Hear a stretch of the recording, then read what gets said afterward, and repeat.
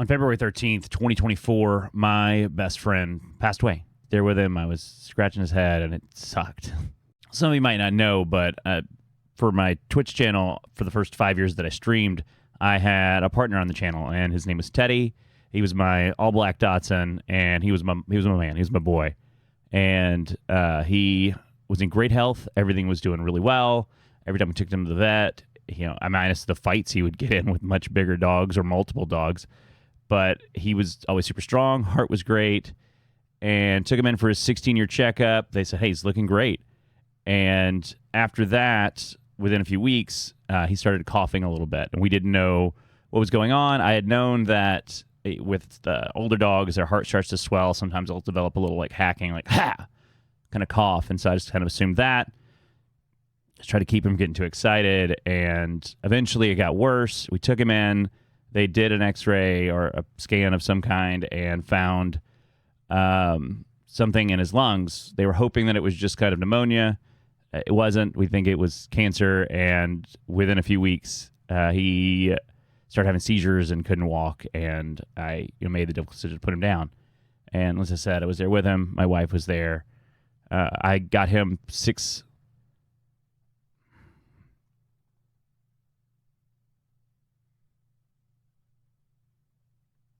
He was about 6 months old when my wife and I met, and like I said, last year he turned 16.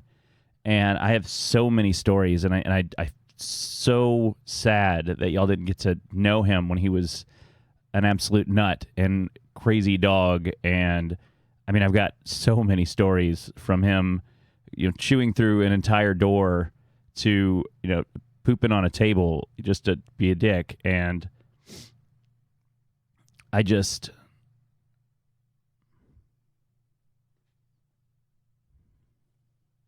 know everybody's has loss and everything else, and I've had enough of that as well. My parents passed away, a couple of years ago, both of them, and none of them hurt as bad as this. I mean, this is.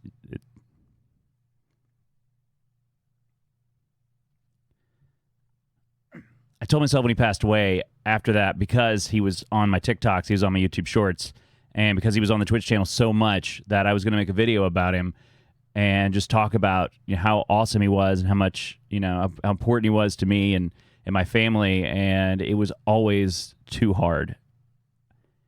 And now we're so close to, the day that it happened that I have to. I started going to a new therapist, and he said that I should try to honor him in whatever way that we spent time together. And although we spent so much time together, I mean, he was such a big part of my life. He went everywhere with me until, I had kids. But a vast majority of time, we sat right here, and he sat right here on a bench in a bed, and I just petted him, scratched him, gave him treats, and this was where we were at. And I've been thinking about this video for 2 weeks, and I just didn't. I mean, I haven't put this off too long. It says almost noon on the 12th, and I'm not sure I'm going to have time to edit it and get this out tomorrow, although I'm going to try my best. But I just needed to tell y'all that he was awesome. I've got thousands of pictures on him, saved back to not when he was a puppy, because Google Drive wasn't really a thing. Our photos wasn't a thing. But I'm going to go back, and I'm going to check down below. I'm going to have Blue Sky, my Blue Sky account. I'm just going to start putting mostly daily pictures up and videos of him just being a nut and just being ridiculous or being asleep. They may be out of frame. They're not going to be great, but he was such an important dog to me that I don't like the idea of him going forever and nobody knowing him and knowing about him. And I guess that's probably what this is about. One of my favorite early stories about Teddy was he was a puppy, just a tiny little guy. And I had just gone to the store, bought him a small bag of dog food, brought it back, set it on the floor, and he ripped open the bag and ate basically the entire bag. He was a puppy. He was probably this long, like just tiny, probably longer than that. And when I got home from work, I walk in, and I kid you not, he was this big around. He ate the whole bag, and he was so uncomfortable. And he I tried to get him to go to the bathroom outside. He wouldn't go. I finally went to work, and he crawled under my bed, and he pooped. And I kid you not, it looked like it was so much. It looked like the Triceratops in Jurassic Park when the doctor sticks her arm in there. It was taller than he was, and it was one of the craziest things I've ever seen in my life. I don't have a picture of it because at the time I didn't have a smartphone. That's how, Teddy was almost pre-smartphone. And it's so funny to think about. I mean, there was another time we got him so excited that he was running laps, zoomies as they call them, I guess now, around our room, and he was going from couch to couch to ground, couch to couch to ground, and he was jumping across us. And my roommate Daniel was sitting in his chair, and he'd just gone and gotten this big 44-ounce cup of Dr. Pepper, and he was running, and he leapt off my lap, and he just put his paw right through the bottom of that Dr. Pepper, and it exploded. And it went everywhere. There was Dr. Pepper on the ceiling. It was everywhere. And it was so funny. Because it looked like he was like kicking it like as hard as he could, like a stance. Yeah, like a karate kick. Jesus Christ, that dog. And I mean, like most Dachshunds, he was so ridiculously aggressive. I took him to the dog park one time, and a Great Dane walked up to him. And there was a mixed dog park, and he was probably maybe 3 or 4 at the time. And a Great Dane walked up to him and sniffed him. And I kid you not, he jumped up and he bit the Great Dane on the jowls right here. And the Great Dane pulled up, and Teddy was connected to him still, and he was just kicking his legs. He's off the ground, just going, ah, and just had him, and the Great Dane shook him off, and all the Great Dane did was just put his paw on him, just stop. And Teddy thought he was dying. He was going, arr, arr, arr, arr. And that's all the Great Dane did. And that was the last time I took him to a dog park with any big dogs, because he was just so ridiculous. But I wish I had a video of this little 15-pound Dachshund just like dangling with his arms kicking.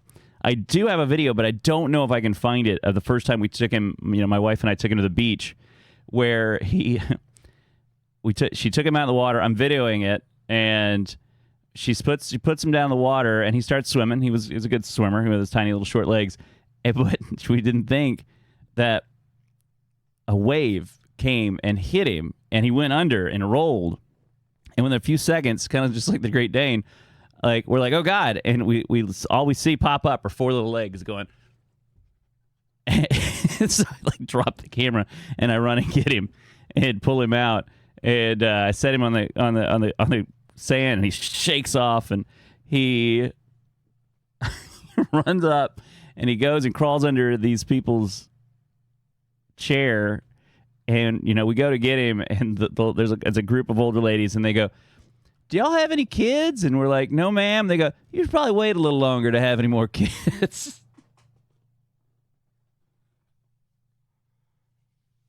I have so many. I have a video. I have a picture. It'll be up here of him at that beach. It's the greatest picture ever. It's one of the oldest. Not the oldest picture I have of him, but it's one of the oldest pictures. And what's unfortunate is I actually found my first smartphone. It was a Windows 3.1 device, and I can't get it to start. It has to have some pictures on it, but I don't know what happened. I might have to send it off, but there's got to be some pictures on it. The one thing that happened that was before he passed away, the hardest thing that happened was right before he turned 4, he started having some trouble walking. We took him in, and his back legs had started to stop working, and we called everywhere, and they recommended. We called the place, and they were like, yeah, we can get him in. We can't get him in until Monday. And it was going to be astronomical, $4 or $5 for the back surgery. And they said, well, before we do that, let's put him on some medication. And so they put him on muscle relaxers like Valium, just everything else, just calm him down. And after that, he was actually fine. But he legitimately had one leg that was not working pretty much at all, and he couldn't walk. And within a day or 2, he was fine. Turns out they think he just had some inflammation in his back that was just pinching his spinal cord and causing problems. But once he got everything kind of calmed down, he was fine. He never had any more issues with it. We started watching his food more heavily, paying attention. I'm not going to say he didn't jump off of things, because he was a immensely stubborn dog. But after that, it was much easier. And some of my best and only good pictures of Teddy were from that, because He was so just black that it was impossible to get like good pictures of him. And he's also always moving. He was always moving around. So in this time, because he was hurt, I just set him down in the grass, and he just sat there and enjoyed the sun. And it was so sad because that's like the best pictures I have of him is when he couldn't walk. And it sucks. Like I've got a couple of other ones, but it's hard to believe it's been a year. It's just hard. On 4 different occasions, I had to rush him to the doctor, or I had to rush him to the vet because he had started a fight, and he had just so many cuts and holes in him that he had to get patched up. The very last time I took him, he had started a fight with my best friend during COVID. She lived here on the property, and he was this far away from tearing a hole in his butt. Like it caught right outside of it, and just it was right there. And he ended up, I don't know, I think I counted like 21 like bite holes from teeth. That is just his tail in that one.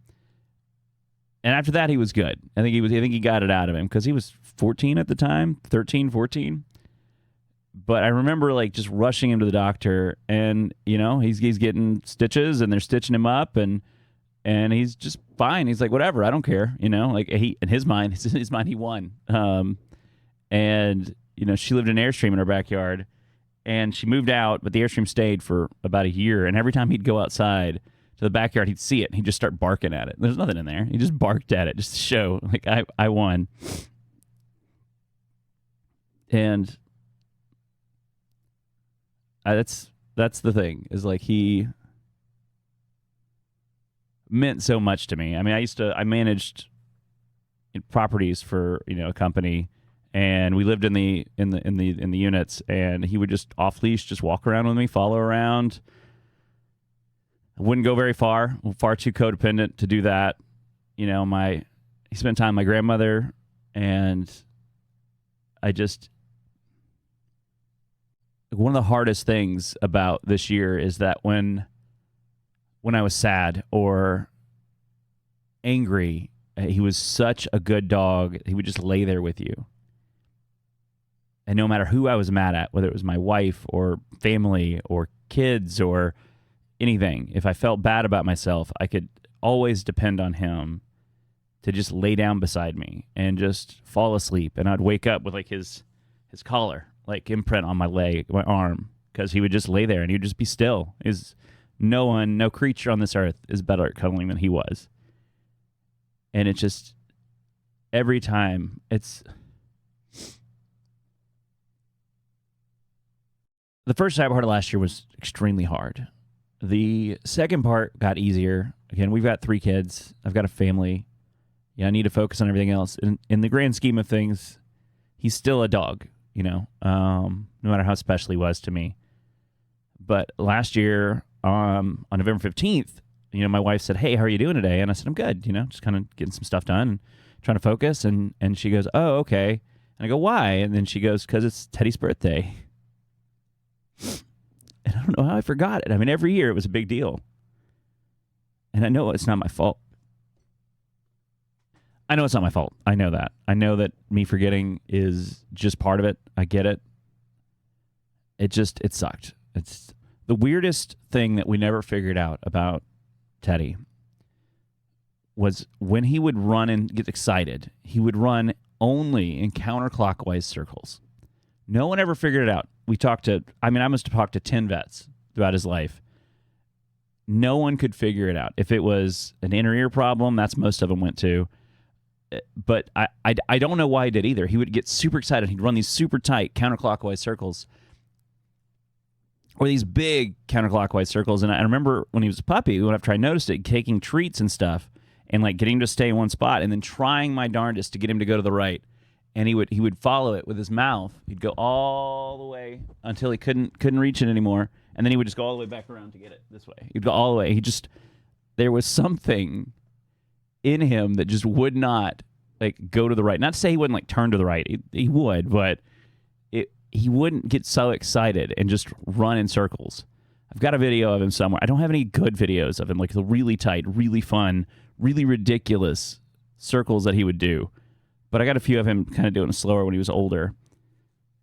And nobody knows. If anybody's out there and watching this, and you know why a dog would only run full speed and slow speed in counterclockwise circles, please reach out. I would love to understand why. I just, it's one of the mysteries of my life that if one day I could solve and understand, it would be awesome. The last thing I'm going to say is the last story I'm going to tell is about after we moved into this house we're in now. And my son was young, maybe 6 months old. And before we had our second kid, I'm pretty sure. I can go back and make sure. But one day, Teddy did something wrong. I can't remember. He was chewing on something, doing something. And I told him he was like a bad dog. And before I left, I was like, buddy, you can't do that. Bad dog, don't do that. And I took it from him or whatever it was. He got mad at me. And again, we've got a house. It's not a small house. It's not a giant house either, and we got a dog door. We got a big backyard. He can go in and out anytime he wants. He did all the time. And I remember leaving to go get something. I think it was my kid. And coming back and walking through my house and walking by my kitchen table and going, what is something's wrong? What is that? Why is the table runner weird? What is going on? And I look closer. And there's dog poop on my kitchen table. I've got a picture of that. And throughout all this house, throughout everything, nothing was on the table. There's no food. He wasn't out there getting anything.